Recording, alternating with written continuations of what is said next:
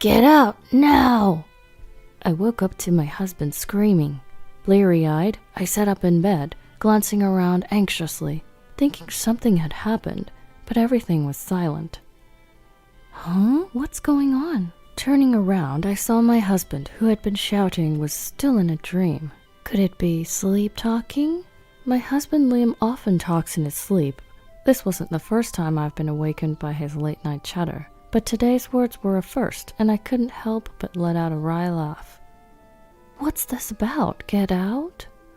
Then, as if responding to my words, my husband started to say something shocking. Upon hearing it, I trembled. Could this really be happening? That's how I, a woman who had spent 40 years with her husband until retirement, decided to get a divorce. My name is Vida, and I'm 63 years old. Liam and I have a son, but he moved out 5 years ago after getting married. We finished raising our child without any major incidents, and despite some ups and downs, I thought we were getting along pretty well as a couple. My husband is supposed to retire next month on his birthday. Back when we were in our 50s, we'd laugh and say things like, after retirement, let's move to a rural area in the mountains and try farming. We could ski all winter. Or, it'd be nice to travel around the US in a camper van. But as retirement approached, those kinds of conversations stopped altogether. Of course, I didn't really want to ski all the time at this age, but we're still physically fit, and I thought it'd be nice to travel together. So, I was considering celebrating my husband's retirement by staying at a fancy inn we wouldn't normally go to, and I was in the middle of looking up various places online. But then, get out, now! The words he said in response to my comments after that sleep talk were unbelievable. Emberlyn, my wife, has found out about the affair. It'll be bad if she comes. My soundly sleeping husband was gripping the blanket, groaning and moving his head. Emberlyn? The moment I heard that name, I started shaking with anger. If things go on like this, our plan will be ruined. His sleep talk continued. Is that so? Then I'll really ruin that plan for you. I'd been with him for 40 years, and I thought we were about to start a peaceful new chapter of our lives, but from that day on, I found myself heading in a direction I'd never thought of before. Divorce. The next morning, my husband woke up at his usual time and was eating the breakfast I'd prepared for him as if nothing was amiss. You were talking in your sleep more than usual last night. Really? I've been busy with work handovers and such. Maybe I'm stressed. You have to take care of your health to do a good job until the end. Yeah. He seemed to have no recollection of last night. I deliberately spoke to him in a softer tone than usual, and unlike normal, I saw him off at the front door as he left for work. It's unusual for you to see me off. Well, your retirement is coming up soon, so every now and then. Right. I'm off then. I'll be working late today, but I'll be back by the last train. Then you won't need dinner. Yeah. My husband slammed the door shut. I locked the door from the inside and waited a while, making sure his footsteps were fading away. I wonder if he's really working overtime. Now I've got to hurry. I began searching the house for evidence of his affair. When I checked each pocket of my husband's suits in the closet, I found a crumpled piece of paper. I found it, just as I thought. It was clearly a suspicious hotel receipt. He probably paid in cash to avoid leaving a record with a card payment, but it's pointless if he doesn't dispose of it. There were several similar receipts, and the most recent one was dated 2 days ago. He said he was working overtime the day before yesterday, and he didn't come home until midnight. Since hearing his sleep talk last night, I was prepared for the infidelity, but when the evidence actually surfaced, I found myself crying without realizing it, shaken by the reality. Why, you said you'd broken up. I believed that. The truth is, my husband had cheated once before, 10 years ago. I'm sorry, it was just a momentary lapse of judgment. Madam, we will never meet again. Please forgive us. When their affair was exposed, they apologized, prostrating themselves. Emberlyn, the woman he was cheating with, was a decade younger and a subordinate at work. Apparently, my husband had started to sympathize with Emberlyn, who was struggling with a divorce and raising a child, and while he was consulting with her, they somehow ended up in such a relationship. The affair came to light when my sister happened to see the two of them arm in arm, disappearing into a hotel district. Soon after, I heard that Emberlyn had quit her job and returned to the countryside, so I believed that their relationship had ended. Of course, there was a lingering resentment deep in my heart. However, at that time, our son, a senior in college, was job hunting, and I was worried that our divorce might affect him, so I endured it.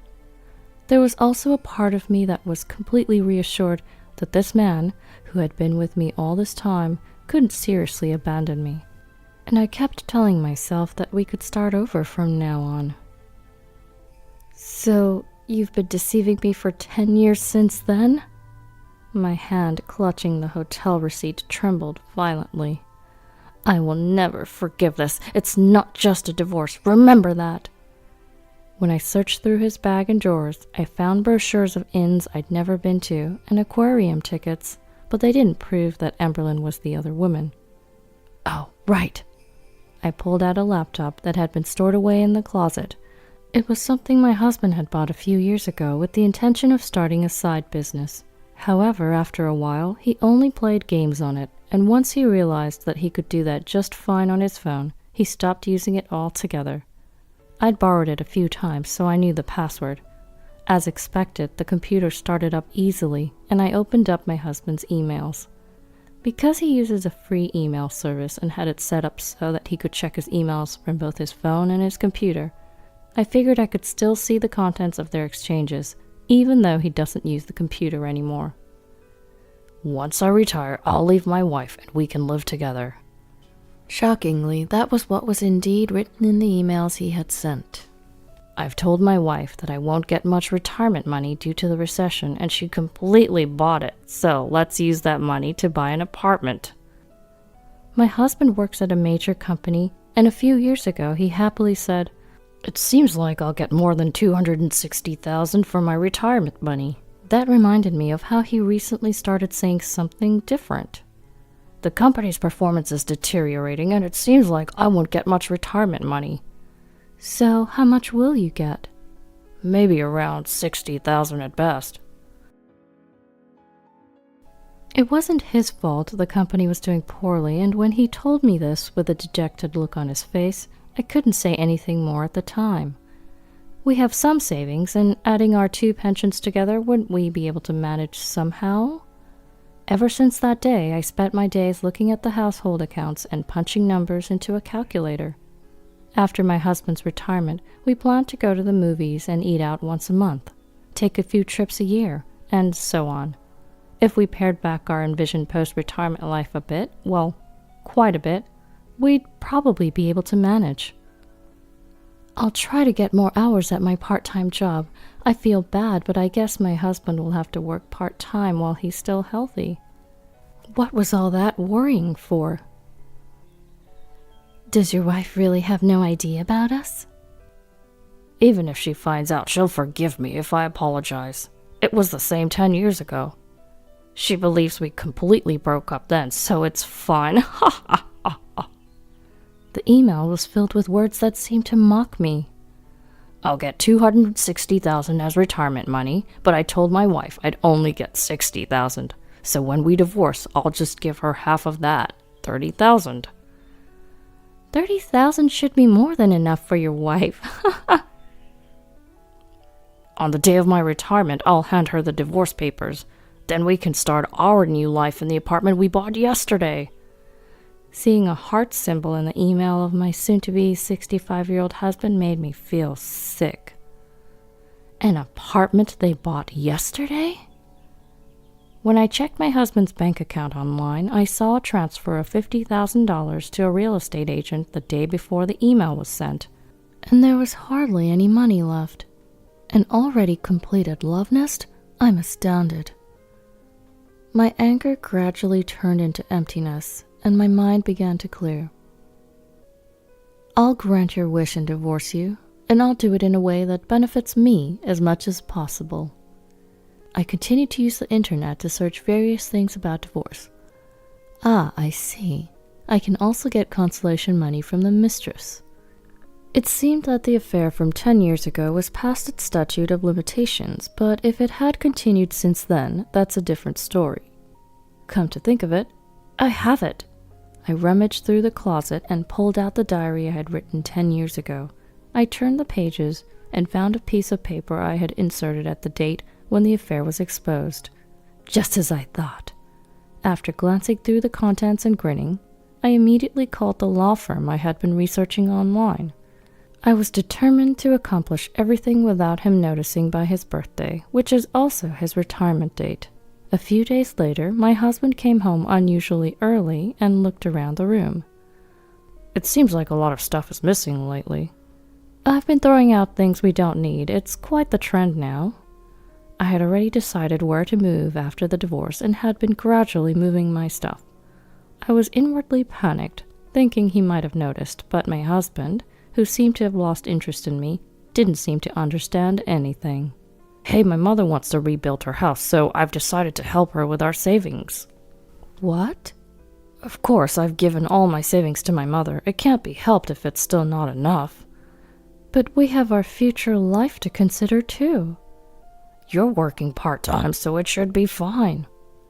But then we'll have almost no savings left. It's okay, we'll get $60,000 as retirement money. He's probably trying to decrease our shared property to minimize the amount he has to give me. But I never thought he would resort to such a petty tactic. Well, I was planning to take you to a fancy hot spring inn to celebrate your retirement. Huh? I don't need that. Why not? Well, it's pointless to travel with you at this point. I didn't miss the momentary look of discomfort on my husband's face. Of course, he wouldn't think of going on a trip with me, whom he plans to hand divorce papers to on his retirement day. After retiring, I was thinking about doing various things like traveling around just the two of us, skiing and so on. You know, it's what you were talking about before. As I deliberately spoke in a bright voice, my husband became even more sullen. What can you do? Are you saying we should live in luxury while my mother has to endure hardship? That's not what I'm saying. I just wanted to enjoy a peaceful time together after your retirement. My husband grimaced and fell silent. Up until recently, I was serious about that. But guess what? I don't want to go with you anymore either. Too bad. I bitterly muttered to myself inside my heart. Then came my husband's retirement day. I prepared a feast on the table and set off a cracker as soon as my husband walked into the room. In contrast to my beaming smile, my husband had a cold, mask-like expression on his face. Congratulations on your retirement. Let's get divorced. What? You're kidding. Having simulated this moment over and over in my head, I dramatically feigned shock and began to sob like an actress. I'm sorry, I'll give you half of the $60,000 retirement allowance as a property settlement, so please forgive me. We don't have any other shared property. No, I don't want a divorce. I'm sorry. With that, my husband left the house. All that was left was a divorce paper with my husband's name already filled in. Well then, on to the next plan. As I promptly filled in my name on the divorce paper, I raised a toast and ate the feast alone. The next day, I was standing in front of a luxury apartment that my husband had reportedly bought with another woman. When I pressed the room number at the entrance, a woman's voice responded. You're Emberlyn, right? Liam's wife? Ah! The surprise in her voice was so unexpected that I had to stifle a laugh. Is your husband home? Could we come in? No way! Go home! You two don't have the right to refuse us. Huh? What do you mean? Who do you think the woman with me is? She's a lawyer. What? Would you prefer to discuss this right now or go to court? Through the monitor, my husband Liam appears and the two of them are having some sort of discussion. Do you want us to come in or continue talking here at the entrance? If we keep this up, all the neighbors will know about your wrongdoings. Are you okay with that? Fine, come in. And so I stormed into the love nest of my foolish husband and his mistress, accompanied by a lawyer. Once inside, my husband bombarded me with questions like, how did you find out? And how did you investigate this place? But I ignored them all. Then the lawyer next to me presented a divorce agreement to the two of them. Property division, $195,000. Consolation money, $195,000. A total of $390,000. What the hell is this? Seeing the contents, Liam and Emberlyn were left with their mouths agape. There's no way we have that much money. Why not? Retirement payment of $260,000, $80,000 given to your mom, and $50,000 for the down payment on this apartment. If you add it all up, it's exactly $390,000. Please pay promptly. I told you my company's retirement payment was only $60,000. It's too bad you tried to trick me. The lawyer has already contacted the company and investigated. All of this is shared marital property. The lawyer next to me nodded in agreement. Emberlyn, we're also asking you for $50,000 in consolation money.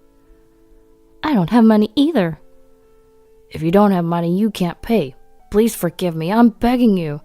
Suddenly, my husband knelt down in apology, and Emberlyn did the same next to him. Do you think if you apologize to me, I'll forgive you that easily? Don't underestimate me. What do you think I've been doing for the past 40 years supporting you? The two of them, who had been looking down, hesitantly looked up at my unexpected ferocity. Do you want to sign the divorce agreement here and now, or do you want to go to a court case you have no chance of winning? I'll let you choose. Going to court would be a hassle. It would take both time and money, but this consolation payment is outrageous. That's right, it's absurd. Oh, have you forgotten? I pulled out a sheet of paper from my bag. Pledge. We will never meet again. If we break this promise, we will accept any demands. It was that one piece of paper that had been tucked into my diary from 10 years ago. During the first affair scandal, I had made it in a rush and had them both sign it. It says here you'll do anything. This kind of thing is invalid now. That's right. Then let's go to court. Well, right, you haven't received your retirement money yet. If we're going to court, I'll make sure to contact the company so you can't spend the money freely. My husband was silent for a while, looking down, but after a moment he muttered, Understood, and raised his head. Good, now sign this. But $195,000 for consolation money, that's just too much. Even I could see that. It's just over $4,850 per year for the 40 years I've supported you. You're saying even that's too much? I don't want to equate our 40 years of marriage to money, but if I don't say this much, I'm sure he wouldn't understand. Truth be told, the lawyer also said this amount was too high, but during the creation of the agreement, I was told I could ask for whatever I wanted, so I pushed for it. But can't you reduce the amount a bit? I need to live after this, and there's the mortgage for this apartment. If that's the case, why not sell the apartment? Of course, if you sell it now, it'll be a lot cheaper than the original price, so it'll be a loss. That's what I'm saying, so understand, please. Don't start acting sweet now. The only thing I understand is that you two will live a miserable life because you'll have no money. After saying what I wanted to say, I left the rest to the lawyer and left the room. In the end, the consolation money was reduced to $80,000. Still, they couldn't afford the mortgage and had to put the apartment up for sale, but they couldn't get the price they wanted and ended up in heavy debt. My ex-husband had no choice but to start working day labor jobs, and Emberlyn started working at a bar. Even then, they didn't have enough money to live and were constantly fighting. I never thought I would start living alone at this age, but being able to use my time freely now is very comfortable. Lately, I've been into traveling all over the place by myself, and I'm planning to go abroad in the future. There's still plenty of life left to enjoy.